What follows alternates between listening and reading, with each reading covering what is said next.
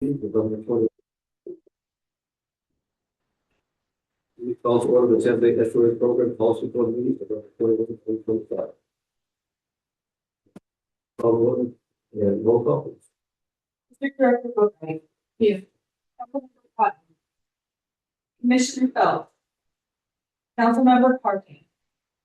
Mr. Awad for Councilmember Hurtado. Commissioner Mariano. Here.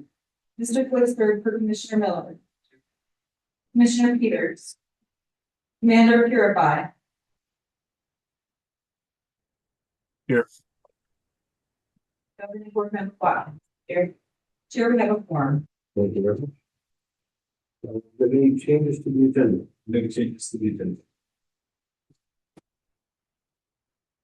August 15th, the Joint Management Policy Board.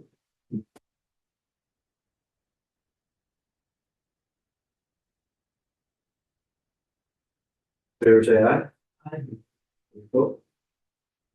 And general public comments, any public online? In person.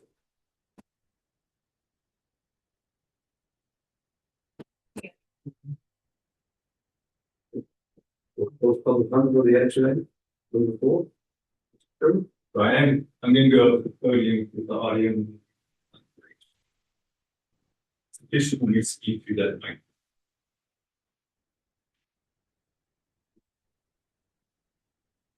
So I'll scroll down to page 9 of the agenda packet, and this is a review of basically our fiscal year 2025 quarter 4 financial report, which will be adopted as our final budget for fiscal year 2025. As I mentioned in many of the briefings, this becomes the basis for our annual audit, and we'll forward this information on to our auditors after this meeting, and we'll return back at the February board meeting with the audit findings based on this final budget and our overall financial picture.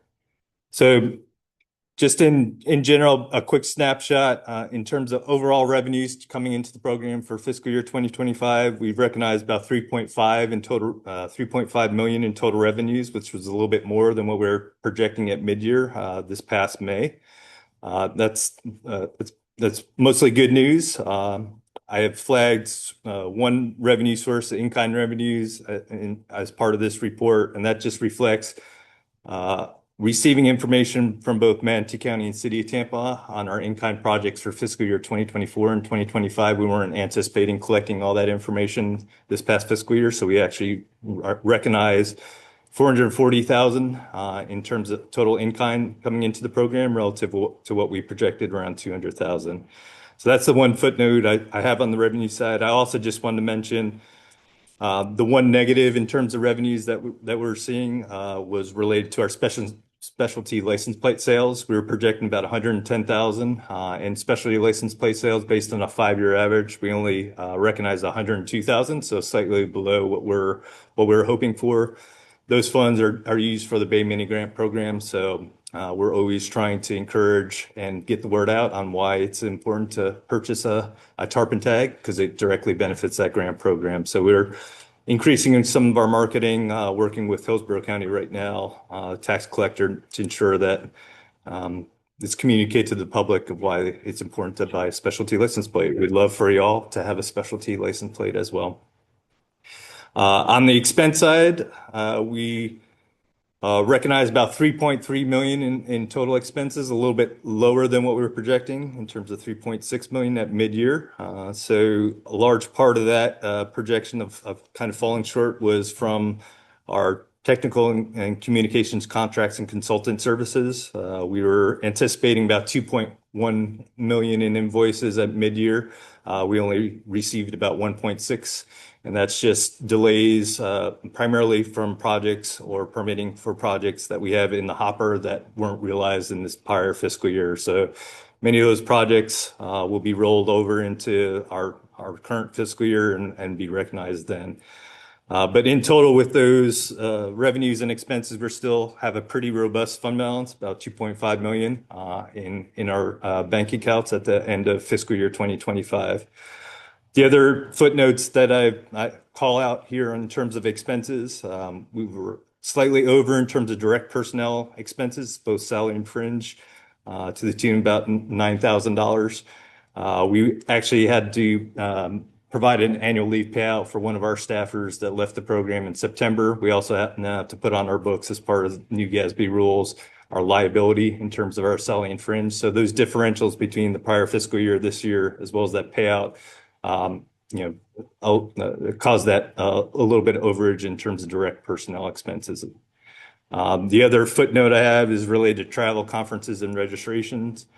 We had about $24,000 earmarked for travel amongst all staff. We actually realized about $27,000, and that was due to some conferences at the tail end of the fiscal year that we were requested to participate in through the state and/or other open science initiatives that we're invited to attend at. Some of those are offset.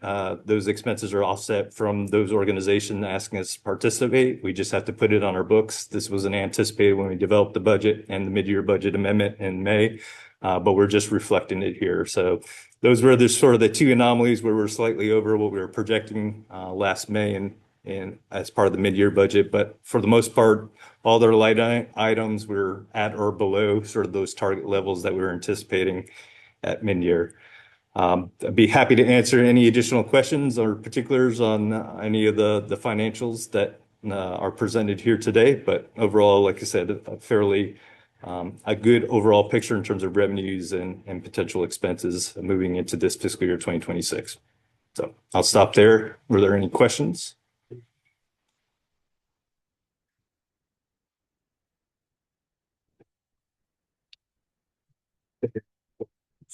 Yep.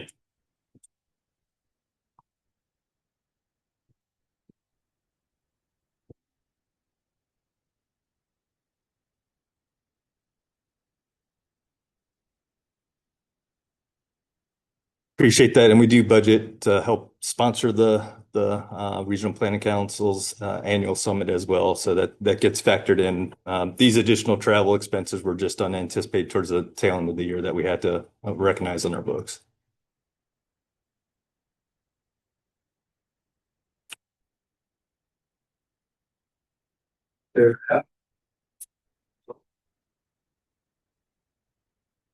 So the next, sorry.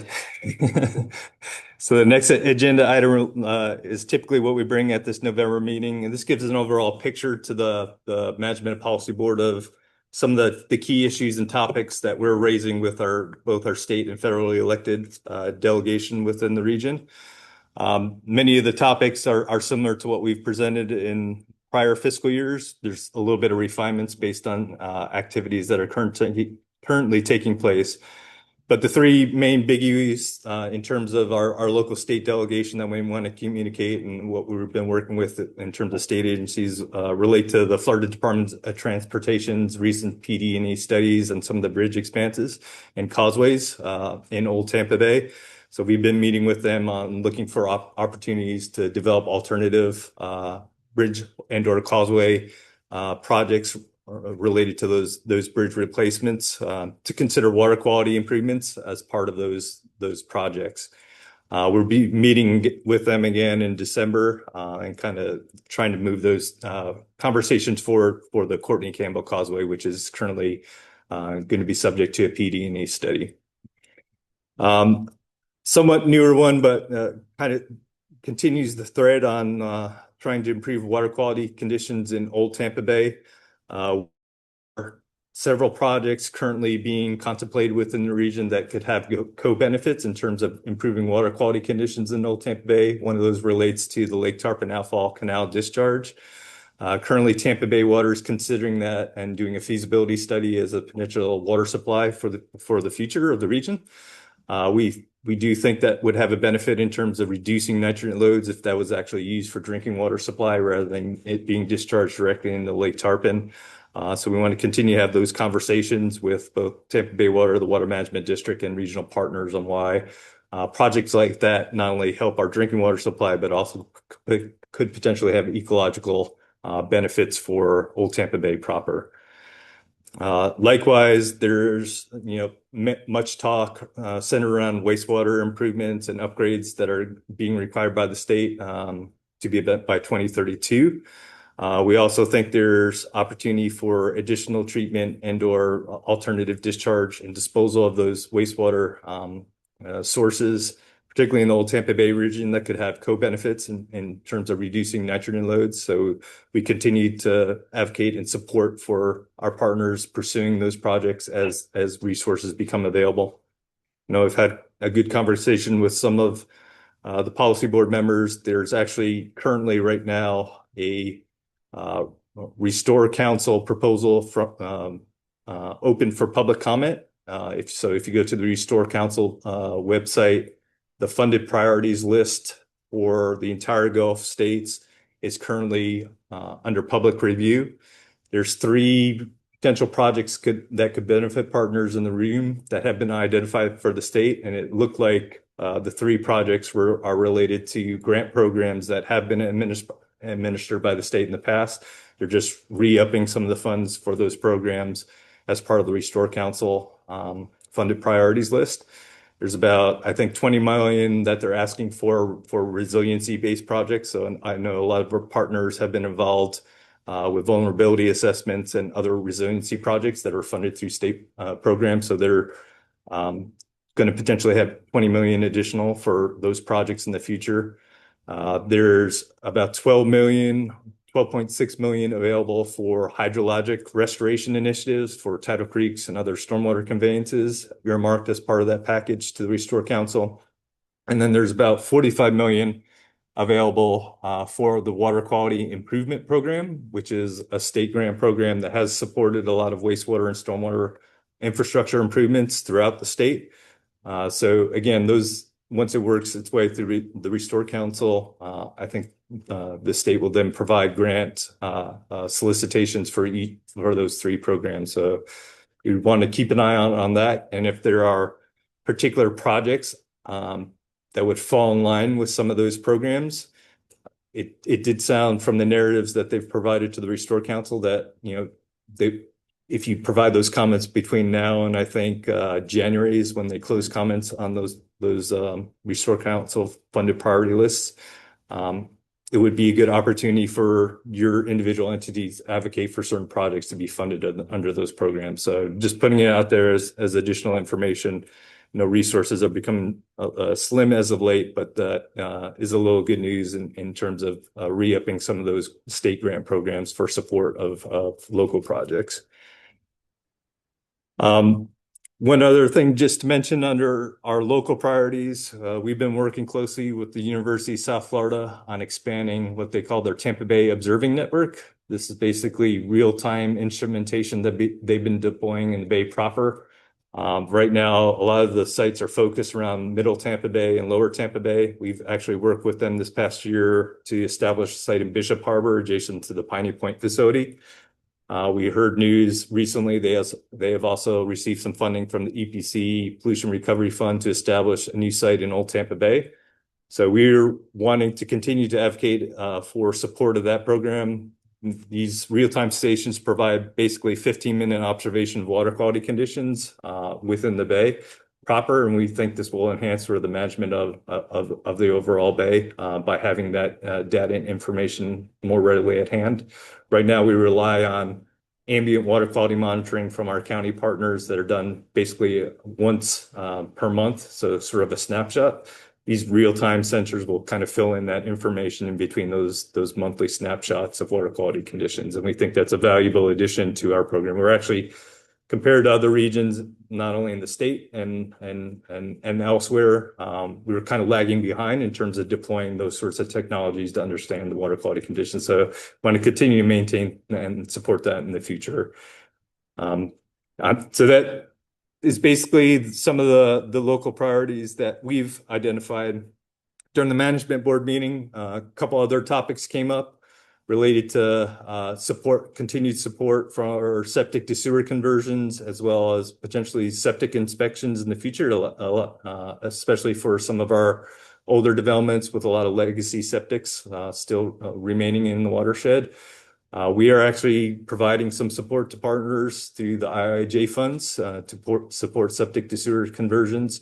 But certainly we know that additional funds are needed to address all the hotspots within the region. So we want to continue to communicate that on your guys' behalf, that that's still an important priority that needs to be funded. And as much as we could leverage local, state, and potentially federal resources to address those issues, that would be a good thing as well for water quality in Tampa Bay.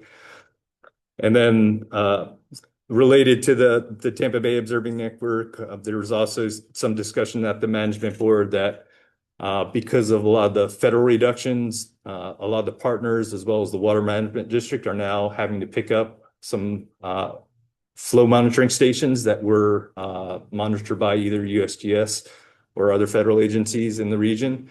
So again, we want to make sure that our elected officials know that there's sort of ramifications, especially for reporting, required reporting in terms of loadings to address TMDLs or BMAPs within the region that are now falling more heavily on our local partners because some of those monitoring stations are not currently being able to be supported at the federal level.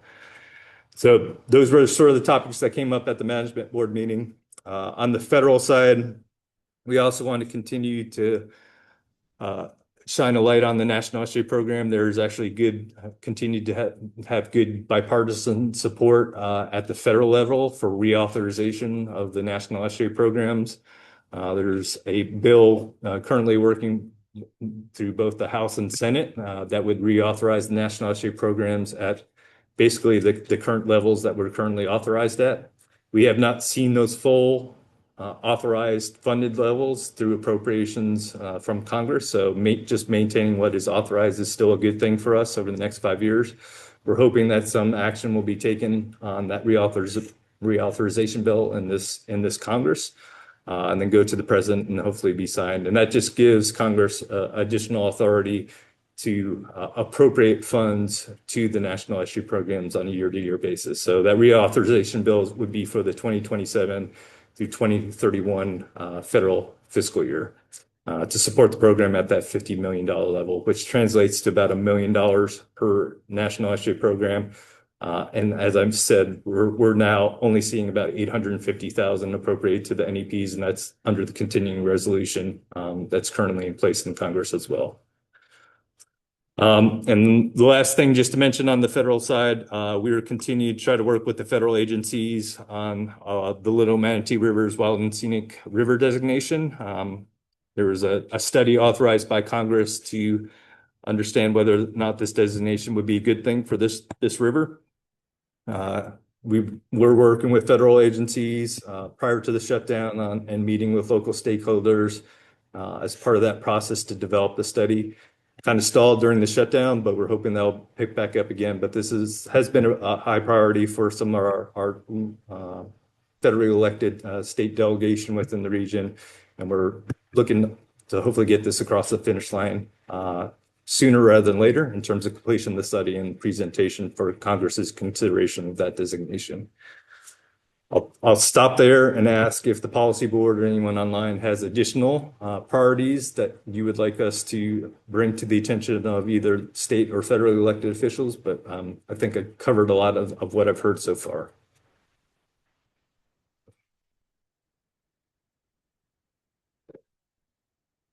Yep. Yep.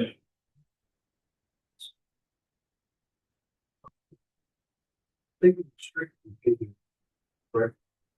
Yeah, as it stands right now, except for any new entities that might consider it, there's an adherence to the state regulation unless additional justification is provided in terms of that package for an additional ordinance.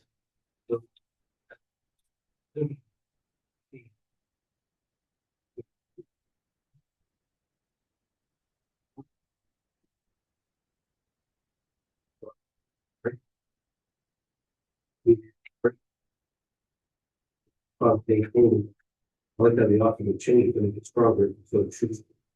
Or let them go with lots. The strictest one that we can. I'll just offer, you are currently preempted from passing something like a sales ban, which is in place in some of our local governments, not all. I think what Ed was saying, if you actually can adopt a fertilizer ordinance that is stronger than the state model ordinance, but you are required to provide scientific justification for that. We have worked with partners like Hillsborough County in 2021 to do just that, to adopt a more stringent than the state standard. The moratorium on changes to fertilizer ordinance has since has sunsetted because the study was completed by the University of Florida. So you are able to make it stronger, and we would be happy to work with you to provide the evidence support an evidence-based fertilizer ordinance for.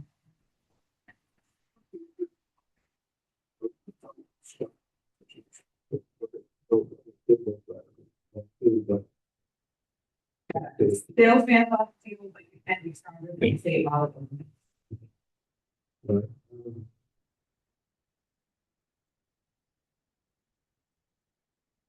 I think actually the state is looking into.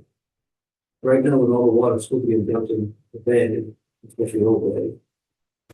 Is there a way to put it in to let that we store at money, pontoon money in the state to start helping these huge expenses, change wastewater and go to eventually wastewater treatment plants, which they want us to be by 2032. Is there a way to get them to go start helping us fund this stuff now? To reach change this?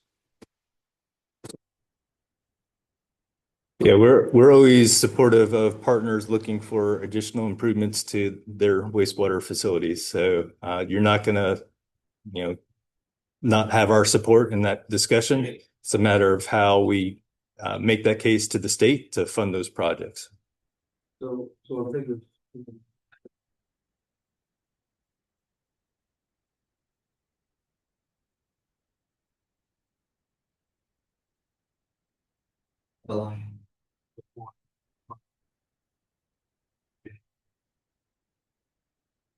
Yeah, the Restore Council funded priority list projects that I was talking about, they've actually used the Tampa Bay National Estuary Program model and the success we've seen in sort of the justification for re-upping on the water quality improvement program. So by that in and of itself is justification, hopefully, that they would support additional projects that would continue on that progress within the region. That was my pitch to y'all during this comment period, to advocate for certain projects during this comment period so that the state knows ahead of time what projects are high priorities for our region. And that positions you, I think, in a little bit better place when they do make a solicitation and call for projects under those grant programs.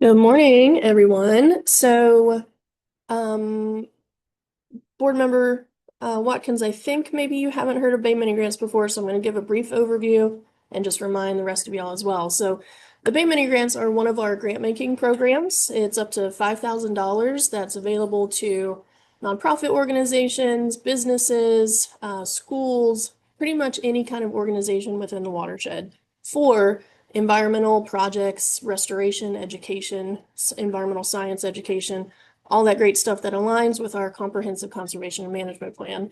As Ed mentioned earlier, the grant is funded by sales of the tarp and tag license plate, specialty license plate. So this year we experimented a little bit. We expanded the period where applicants could apply. We actually pulled that time frame. We did a sort of different and a lot more outreach this year to let people know about this grant opportunity. And it seems like it worked out because we got 56 applications this year, which is about 40% more than I think we've ever gotten before. So that was great to see. And we saw some really good spatial spread across the watershed, which was nice as well. So this year, 56 applications totaling over $263,000. We had a really great large review team made up of our community advisory committee members who are almost entirely volunteers. About 27 of those reviewed these applications. and came up with findings that they provided to Mr. Sherwood. So at this point before you, we have 27 projects totaling about, if I remember correctly, yeah, $133,000 in total. And got some great projects in here, plenty more that we couldn't fund this year, but that I'm going to work with to hopefully strengthen their application for future applications. And I will take any questions that you have, but that's what's before you.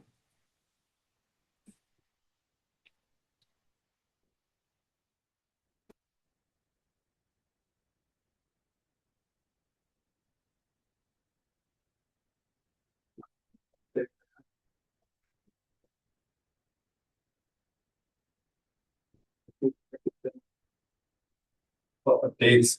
Appreciate everyone working through those action items. Just wanted to call attention to the board and welcome our newest staff member, Michelle McEachern, who started as the science communication coordinator at the end of October with the program. As I mentioned, we had a staffer leave in September to move closer to family in Tennessee. So we quickly went out to advertisement for that position. We're able to find and land a good replacement. Michelle's been an Eckerd College grad, so she's familiar with the region, but she's also worked with Everglades National Park and USGS as the science communication and communicator in the past. So we're really happy to bring her aboard, and she'll be helping out with our all things communications of the program. The other thing I just wanted to mention in terms of follow-up of the joint August board meeting with the Management Policy Board, there was request at that time to reach out to both the Florida Department of Transportation and the City of Largo as potential members to the or adding on as potential members to the interlocal agreement. During the past quarter, we actually reached out to both the Department of Transportation and City of Largo to that end. We're still working with DOT. As I mentioned, we're meeting with them again in December and having discussions on the Courtney Campbell Causeway, but we'll also have these discussions on potentially joining the Management Policy Board as potentially a funding partner to the program, which, as many of you have stated, would be a good thing in terms of the major projects that they've been involved with in the region and how they could benefit some of the initiatives and goals that we have as a program in terms of water quality improvements. I have received, yep.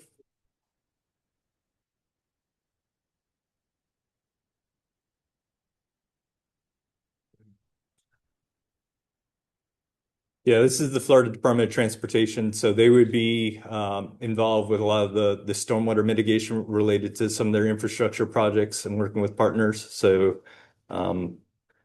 potentially, if there's any sort of transportation projects associated with Lake Tarpon, Outfall Canal, or any of the conveyances there, that could be potential help. But we're primarily looking at it from the bridge and causeway replacement, as well as the stormwater ponds that they need to maintain and upgrade as they pursue road projects throughout the region and working with each of the individual municipalities.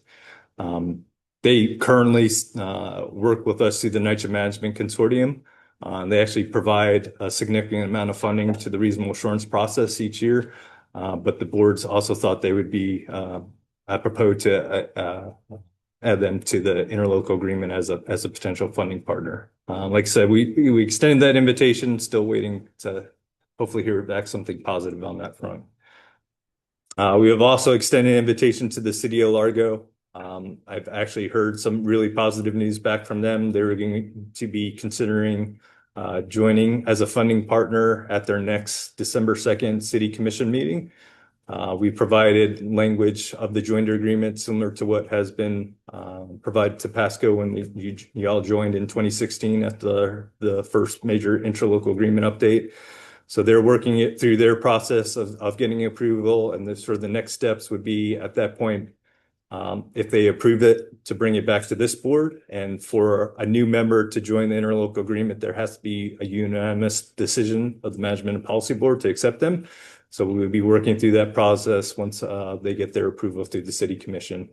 Again, we think that's a good idea in terms of bringing a new partner in to help support a lot of the work we do and also have another voice at the table on some of these regional issues.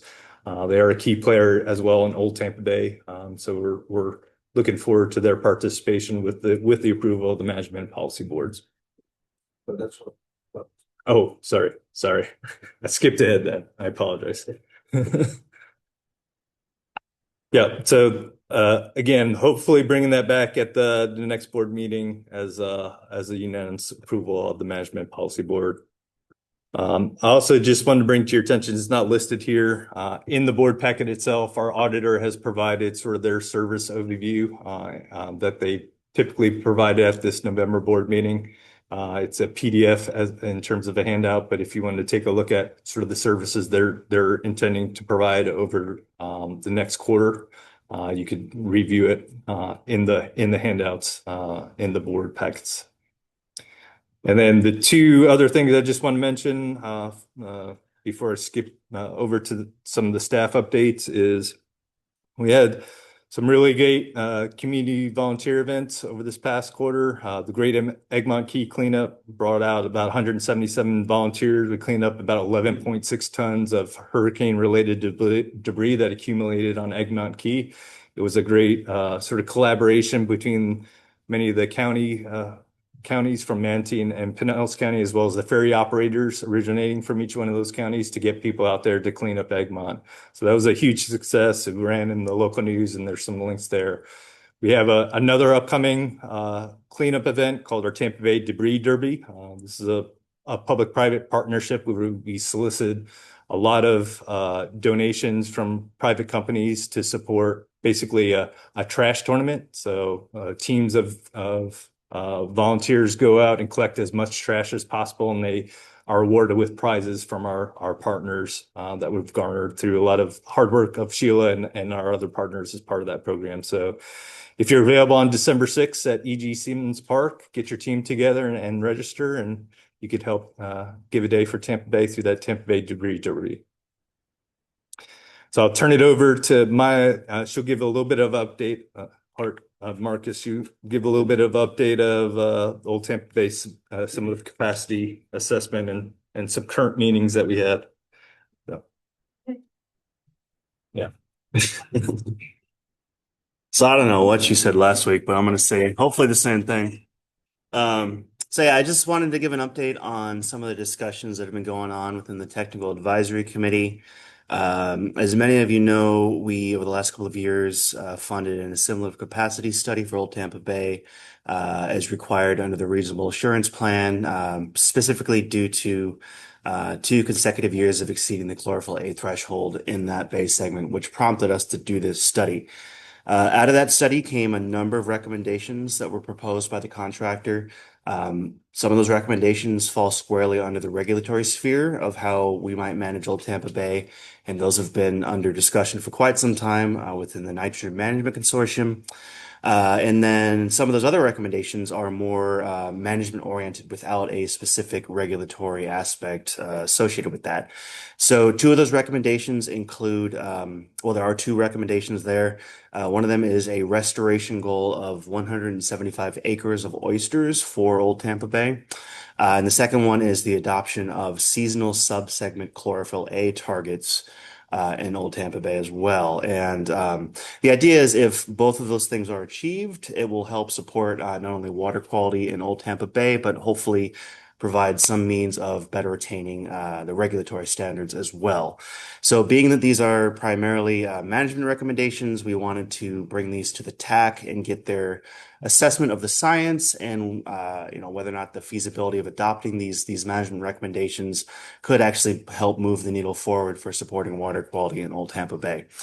We actually started the conversation in August. At our August TAC meeting, we had interactive discussions by various groups in the room, and then I came back to the TAC in October to present a synthesis of those recommendations. And basically where it stands now, these discussions are still ongoing. There was not really consensus on whether or not these things should be formally adopted. I'm hoping to continue the conversation with the TAC in terms of how they are implemented, whether or not they can move the needle. And if they agree that these are feasible goals to push forward, I'll probably bring the formal recommendation to the boards at a later date for approval, basically. So basically, we've been discussing these things, and we're still in the process of doing so. But again, I will likely bring these to the board at a later date. So that's that. Any questions? It's a lot easier than the other recommendations. One more update. That's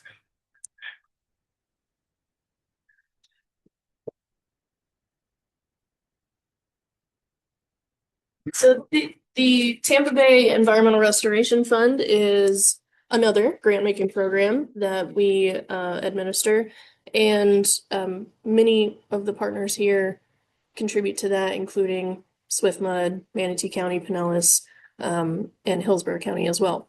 So the RFP for this grant program will open in January and close in March. And each year we provide funding priorities that we use to hopefully direct the direction of applications, the kind of projects that we are soliciting and most interested in funding. It certainly does not limit applications that cover other topics, but these are the three before you that we are proposing for the 2026 TBERF RFP. There's not a vote required. If you have any input, questions, or thoughts on these three, I would be happy to answer any questions or take any feedback from you. And the management board gave a thumbs up, so.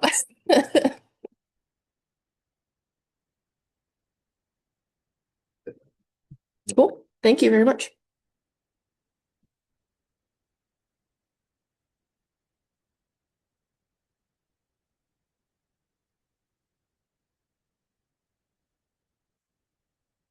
Ready for me?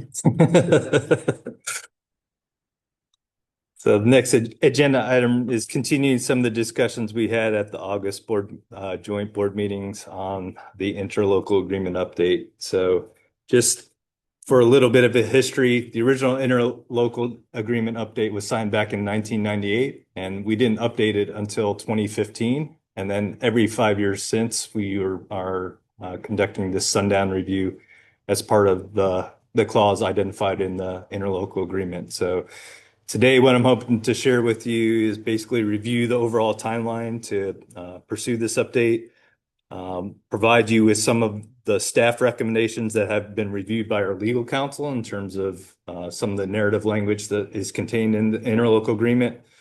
I'll present to you some of the funding options that were discussed at the August board meetings, and then hopefully what I hope to get out of this conversation today is a direction you all would like us to see in terms of the funding options presented, as well as any additional updates to the interlocal agreement that might be necessary that we could develop into a draft final version that would go back to each of your respective legal counsels for review between now and the next board meeting.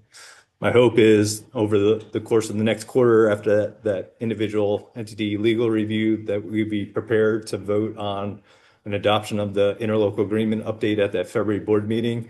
And that would give enough time for you all to bring it back to your respective governing boards, city commissions, or our county commissions for final approval.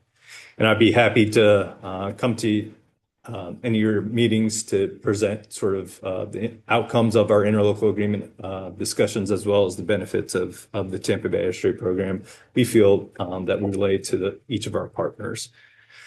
So just a reminder, we're kind of at the second step here in November.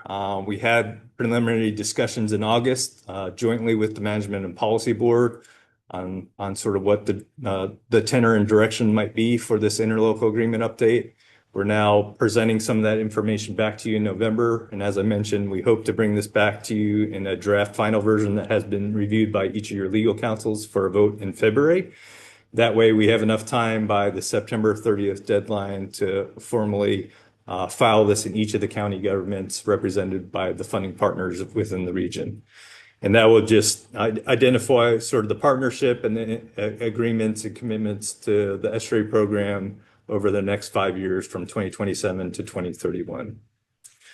We've used this interlocal agreement as a vehicle to show our local support and match for the federal dollars that I was mentioning before that are appropriated to us from Congress as being a national estuary program. And we raised a lot of those funds to this mechanism of the interlocal agreement. So there aren't too many in terms of overall narrative updates to the text itself. I have provided links to both the staff recommended updates to the interlocal agreement language in the agenda packet, as well as the funding options that have been discussed so far. But real briefly, I just wanted to talk about the three main things that we have updated in the narrative. The first being just a recognition of some of the projects that have been updated or completed since the last 2021 interlocal agreement update was formally signed. We've actually completed a 2022 reasonable assurance plan and submitted that to the department. We also have had an interim update to our comprehensive conservation management plan. So that text is just referenced in many sections throughout the interlocal agreement. There was a clarification that our legal counsel provided in terms of the definition of our funding entities. So it was basically directly referencing the local governments as well as the water management district as the identified parties in the funding tables that are expressed in Exhibit A of the interlocal agreement. And then there's one section, Section 7.2A, in relation to funding that we're recommending changes to. There, as has been discussed, there's a slight offset in contributions to the program if an additional Tampa Bay Environmental Restoration Fund contribution is given to the program each year. So there's different tiers based on the funding distribution of the different partners of where sort of the threshold lies of which table they would potentially fall into with that additional TBRF contribution to the program.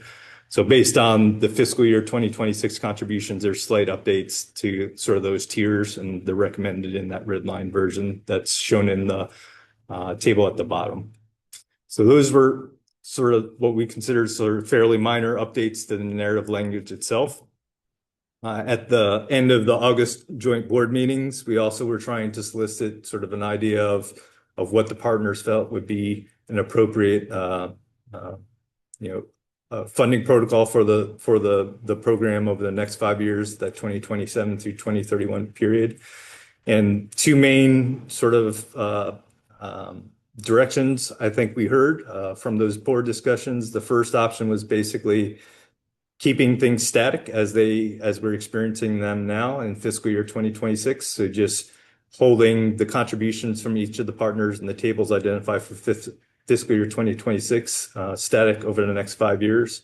That wouldn't be our preference in terms of trying to address inflationary costs. What the other option that was expressed at the board meeting was to continue on the interlocal agreement as identified in the funding tables represented in the current version, and basically rolling through a 2.5% increase in our overall operational costs and then splitting that out based on more current population projections within the region. So those option A and B are sort of the two main options I'll be presenting today. We also had a conversation about what it would mean if we considered a boundary expansion to the funding partners. I've developed some funding options based on that, but there was not clear consensus on whether or not the management and policy board would want to move forward on a boundary expansion at this time. So not necessarily providing that as information today, but be happy to have that conversation as well. Yep. First, Seagull part of the expansion. Yep. It's just about 3 years ago, I think we talked about the expansion. First, we're trying to get it out of that.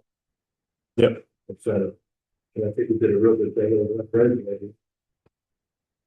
But I think we come up with a good thing when we have something that's going to affect the larger region. We work with it, we can find it. So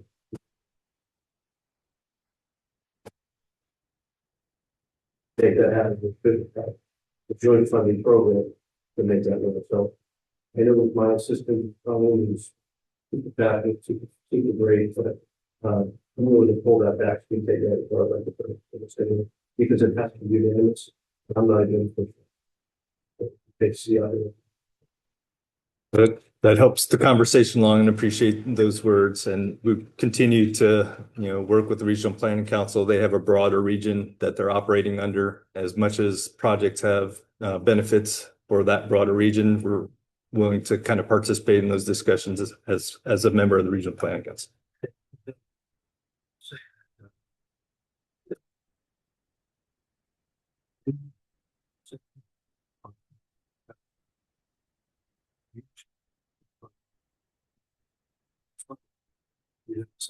Costco shouldn't be paid, but having said that, it is a small amount of money in the overall scheme of things. In the overall discussion, I think I wanted to lead in. I'd rather just say we're supportive, we like what you're doing, and we want to keep it going. Yeah, so those are the two options that I'm going to present to you is basically keeping things static or basically continuing on the interlocal agreement funding formula as it's been expressed in the past. And I try to kind of relate what that means in a generalized table, these two generalized tables that are depicted here, but I also can bring up that information, what it means to your guys' entities individually. But I would hope and encourage support for sort of continuing on the agreement as it has presented. If there's additional ways of thinking about how to distribute the funding more equitably other than population, I'm kind of open to that. That has been sort of the standard since the interlocal agreement was developed in 1998. But if there's other potential options, we're committed to working on that between now and then to get into a draft final version for y'all. But as it stands right now, I'm really looking for guidance on, let me see if I could find it. Basically, the difference between the left side of tables and under A, and then the right side tables under B. So under A, that's basically what we're seeing and recognizing as funding coming into the program this fiscal year. If there was a preference to hold that static over the next 5 years, these set of tables would basically be included in the draft final version of the interlocal agreement that we'd forward on to your legal counsels for review. If the preference is to continue on things as they have been, but just reassigning the contributions to newer population estimates, that's what's presented in the table B on the right there. And that's how it breaks out based on 2023 census information for the main funding partners to the SRA program. There are some redistribution in terms of what the current funding levels are based on where the growth has occurred within the region. See a little bit higher increase in terms of Pasco, Manatee, as well as Hillsborough County in terms of funding coming into the program. That's mainly where we've seen a lot of the growth over the past 5 years. Just to give you additional information, we're only looking at population estimates within the watershed boundary in the respective jurisdictions. So that's how we break out sort of this funding formula amongst the funding partners represented here. And I think over the 2018 to 2023 period, we saw about 300,000 people just in our watershed over that 5-year increase. So if you kind of project that out to 2050, we're close to what some have estimated around 5 million people within the region, which is a lot of people. So just putting that in context for y'all, if City of Largo signs on to the joinder agreement for the interlocal agreement, they'd be added to this table. They would actually supplant some of the funding coming in right now from Pinellas County. Their population estimates will be pulled out of Pinellas County and put directly into their entity. So it's not adding to sort of this overall operation costs. It would just be adding a funding partner to these bottom line levels. So I will stop there, see if there's any other conversation or if additional explanation is needed. But like I said, I'm looking for some direction so we could finalize the interlocal agreement and pass it all to your legal counsels for final review. Yep. This document pretty thick. I'm just thinking that if I try to look at it, I'm going to put that there. I'm going to spend more money than my third. For those issues, you can just think not the budget, the way it is, and the human book that should be bringing up to the table. an important part of this community for that. Certainly appreciate those sentiments.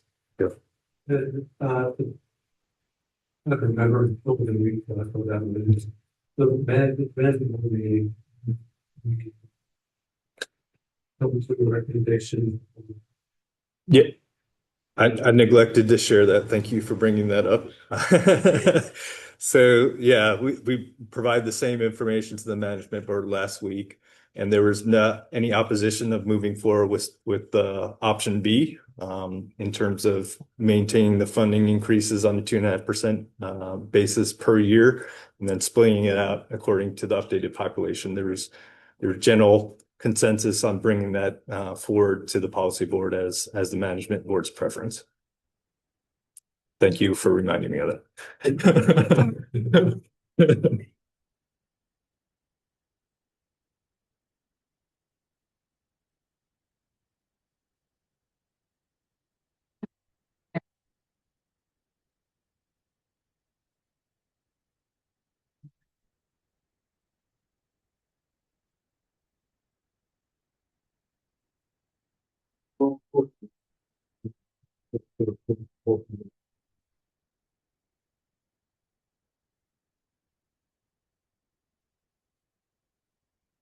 Those four and one of the.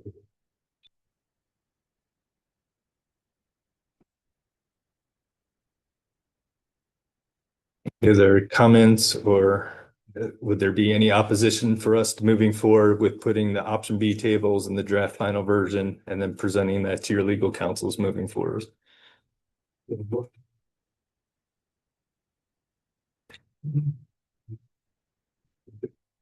If. Plan, and I vote. Done. Thank you all.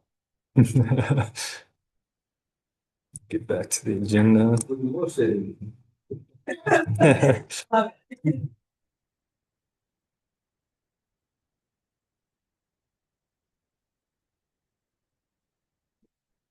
I'll be brief here too. We try and give you a high level overview of our budget, but that budget is really supported by tens and tens and tens of projects. And so all of that information is available in Smartsheets if you want to dive deeper. Happy to spend that time to dig deeper with you. The main thing that I want to call to your attention, we have a variety of reports from the Technical Advisory Committee and the Community Advisory Committee. But really what I want to call to your attention is our next meeting is going to be on February 20th. And based on the feedback that we received from you all at the strategic planning meeting, we are going to be looking to rotate meeting locations throughout the watershed. So this, I'll remind you at each meeting where we're going to be meeting the next time, and then I'll try and be really clear about it. So February 20th is the next policy board meeting. We'll be meeting at the Tampa Service Office of the Southwest Florida Water Management District. So off of US 301 near Temple Terrace. That's where we'll be meeting in February. But we will be rotating around. So May will be here at the Regional Planning Council. August will be in Manatee County at the port. And then in November of 2026, we'll be meeting up in North Pinellas County, right near the Pasco County line at the Brooker Creek Preserve. So next meeting, where's it at, guys? SwiftMud Tampa Service Office. That's everything that I had for you. Did you have any questions? I know.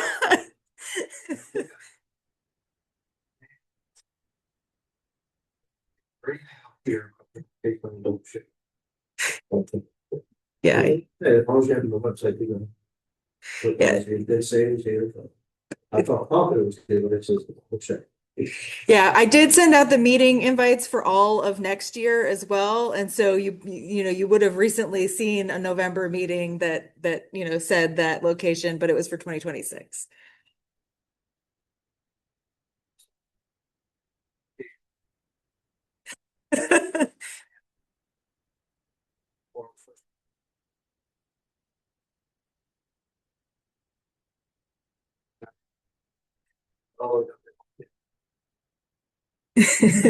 Well, I want to say we're doing this to be responsive to your request to see if we can improve the, you know, folks that are coming and participating in the meetings. If this ends up not working out, if it's more, you know, hassle than it's worth, it's harder to remember, or if it does depress turnout, please offer that information to me candidly, because I want to provide a meeting service that, you know, meets the majority of the board's needs. And so I'm happy to change back if this doesn't work out. No, so I'm only finding locations that are, you know, free, or that, you know, the partner is willing to donate the cost of the meeting places. Correct.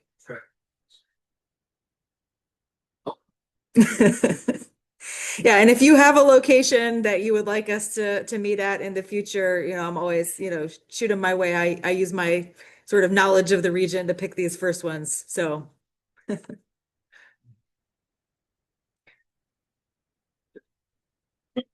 we don't need to adopt it, but it's here. Yeah.